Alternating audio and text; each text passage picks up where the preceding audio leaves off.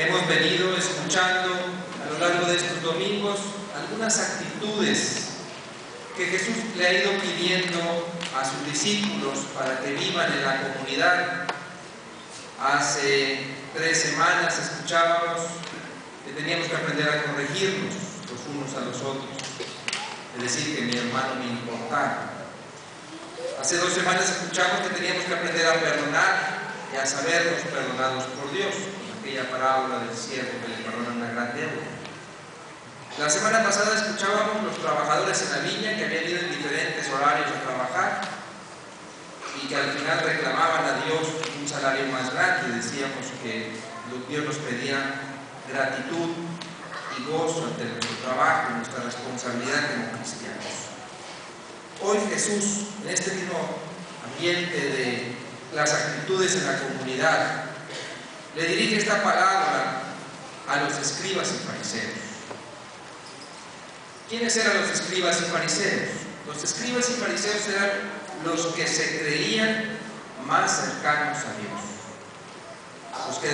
Los escribas eran los que decían conocer mejor que nadie la Escritura, y los fariseos eran los que decían vivir mejor que nadie la ley que la Escritura pedía. Entonces teníamos a 2 grupos que se sentían más cercanos a Dios. Y de hecho, por eso rechazaban inclusive a mucha gente, porque decían que ellos estaban puros y los demás no, y no los querían ni ver ni tocar. Hoy Jesús les pone esta parábola, donde les reclama, y lo que les reclama es: ustedes no están atentos a los signos que Dios les ha enviado. Justo antes de este pasaje, Jesús había limpiado el templo. ¿Se acuerdan de ustedes un día que Jesús agarró un látigo y entró al templo y empezó a quitar a todos los mercaderes? Y dijo: esta es casa de oración, es casa de mi Padre. Bueno, justo había pasado eso. Cuando los escribas y fariseos le reclaman a Jesús: ¿por qué lo hiciste?, le reclama la autoridad. Jesús no les contesta y después les dice esta palabra. Entonces, Jesús le reclama: vino Juan y no le creyeron. Está también su puesto. Vine yo, dice Jesús, y no me están creyendo. Y entonces lo que les está reclamando es: Dios les está enviando señales de lo que quiere para ustedes, de lo que quiere que ustedes hagan. Y ustedes dicen creer en Dios, pero no miran las señales que Dios les manda. ¿Por qué quería Jesús que los escribas y fariseos reconocieran esas señales?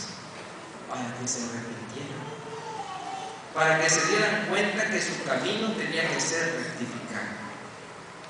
Y aquí, hermanos, yo quisiera invitarnos a que nos demos cuenta cómo muchas veces podemos caer en estas actitudes también nosotros. ¿Cuál era el problema de los escribas y fariseos? El problema es que para ellos, al conocer la Escritura y al vivir ciertas normas éticas, morales, ya estaban con Dios. Es un Dios estático, que se conoce a través del libro y que se vive con unas cuantas actitudes rituales. Y Jesús les reclama y le dice: no, ese no es el Dios que quiere que conozcan. El Dios que Jesús nos quiere enseñar es un Dios que nos invita a caminar, a seguirlo. Si lo dice Jesús varias veces: si quieres ser perfecto, te dice, sígueme, es decir, camina detrás de mí. Y en ese sentido, nosotros nunca podremos decir que ya terminamos de seguir a Jesús o que ya lo seguimos perfectamente, porque Jesús tiene una cosa muy curiosa. Como me decía de chiquito cuando no podía estar quieto, ¿cómo les decían a ustedes de chiquito cuando no podían estar quietos? Ya estate quieto, dice, parece que tienes... ¿Cómo? Animales, hormigas o no sé qué, ¿verdad? Y a unos les decían en los pies y a otros en otros lados, para no decir. Bueno, así parecería estar Jesús. Jesús siempre se está moviendo y va caminando en la historia. Por eso se hizo hombre, para enseñarnos que Él está caminando con nosotros. en cada una de sus vidas, Dios va avanzando, un paso tras paso, y mostrándoles por dónde tienen que caminar, de tal manera que cuando eran chiquitos, cuando nosotros estamos pequeños, nos enseñan a creer en Dios y nos dan algunos gestos. Nos dicen, para creer en Dios, ¿qué nos enseñan de pequeños? El Padre Nuestro y el Ave María. Y después nos llevan al catecismo y nos tenemos que aprender un chorrocientas de preguntas, ¿verdad?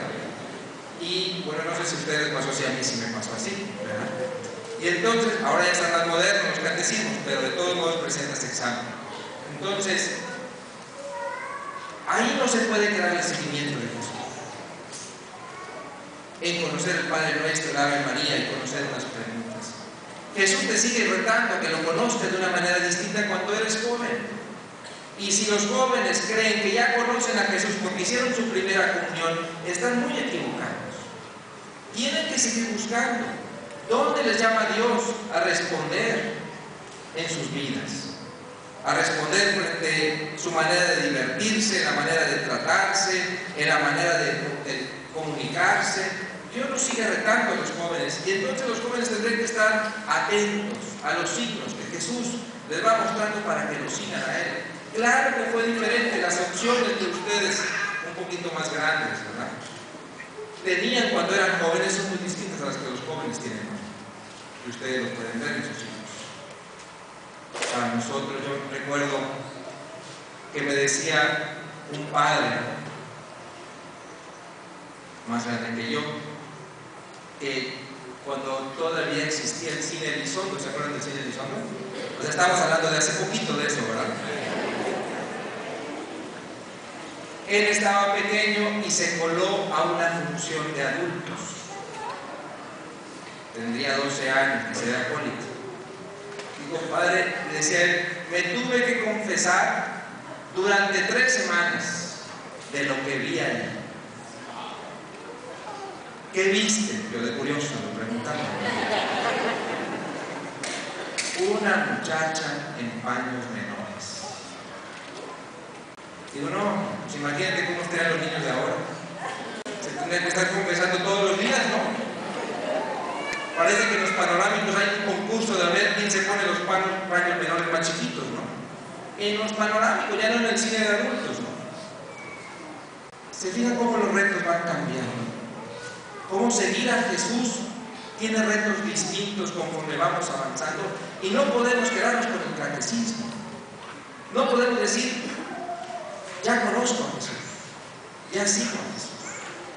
Porque después cuando avanzas y te casas, también las cosas han cambiado mucho.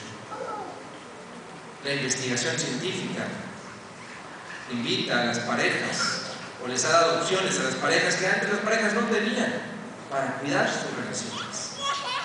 Y tienes que conocer a Jesús y cómo seguirlo frente a estos retos que la realidad te presenta. Entonces, así como vamos avanzando en la educación de los hijos, en la manera de tratarse de los esposos, en la manera de interrelacionarnos en nuestros negocios, Jesús te va diciendo, sígueme por estos pasos. Y si tú quieres enfrentar la ética en tus negocios con el catecismo que te dieron en la infancia, no vas a poder. Y vas a decir, la iglesia es una retrógrada, porque solamente me enseñó a seguirlo con el catecismo. Pues claro, nunca te acercaste otra vez, ¿no? Ni te has atrevido a leer todos los documentos que la iglesia ha escrito sobre ello. Por eso, cuando nosotros no tenemos la actitud que en la parábola se nos pide, de arrepentirnos, de darnos cuenta que podemos cambiar, de darnos cuenta que sí, en los últimos 5 años he caminado con esto, pero no puedo seguir así toda la vida. Decía una frase que leí hace unos días: si sueñas con un ideal y no estás dispuesto a poner algo diferente en tu vida, temo decirte que nunca lo vas a alcanzar. Pues claro, si tú quieres llegar a Dios y no estás dispuesta a cambiar, si le sigues diciendo a Dios, sí te quiero seguir, sí quiero ir a misa, sí rezo el credo, sí rezo un Padre Nuestro en las mañanas, pero quiere seguir viviendo como vivías hace 15, 10 o 5 años, sin arrepentirte, sin cambiar algo, cambiar de rumbo. Y les voy a poner un ejemplo muy gráfico.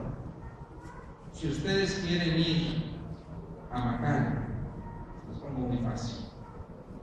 Agarran el carro y no mueven la manijera, ¿a dónde van a llegar?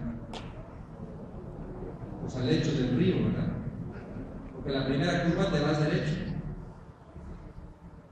El camino de la vida exige mirar a veces, cambiar tus actitudes, buscar cómo ir entendiendo la vida y lo que te va presentando. Por eso aquel que dijo, no te quiero seguir, pero después se dio cuenta que en el fondo de su corazón lo llamaba a ser fiel a su padre, y fue. Ese es el que va a llegar al cielo, dice Dios. Hay una frase que una vez me dijeron que me iluminó mucho esto, que dice: el cielo no está lleno de perfectos, está lleno de arrepentidos que buscaron la perfección. No vas a llegar ahí cuando digas, yo nunca me he equivocado, porque si dices eso, lo más seguro es que ya te equivocaste. Vas a llegar ahí porque te atreves a decir con humildad, Señor, tengo que cambiar en mis actitudes. Sí te quiero seguir, pero necesito cambiar. En la segunda lectura, San Pablo hace un bellísimo, pero bellísima exhortación a vivir los mismos sentimientos que Cristo. Nos dice, él está escribiendo esta carta desde la cárcel y le dice: por favor, háganme la caridad, vivan unidos, y para vivir unidos vivan los mismos sentimientos que Cristo. ¿Cuáles son esos sentimientos? Que Cristo, siendo Dios, se atrevió a cambiar y se hizo hombre. Y se hizo hombre. Y siendo un Dios hecho hombre, se atrevió a cambiar todavía y murió por nosotros. Y aceptó seguir la voluntad del Padre. Ahora sí yo les digo y les pregunto: si Dios se atrevió a cambiar, siendo perfecto, estando pleno en el cielo, se atrevió a encarnarse y buscar una manera distinta de amarnos para que entendiéramos su amor, ¿no tendremos que cambiar nosotros también? No habrá actitudes, gestos, situaciones que tengamos a lo mejor que cambiar. Pidámosle al Señor que nos dé la humildad que Él tuvo para encarnarse, que nos pide hoy para seguirlo, de entender que para ser perfectos no se trata de no equivocarnos, se trata de ser humildes, de arrepentirnos y cambiar nuestro rumbo cuando así sea necesario. Que sea Él que nos guíe y nos acompañe en este camino de seguimiento hacia la vida eterna. Que así sea. Vamos ahora a continuar poniéndonos de pie.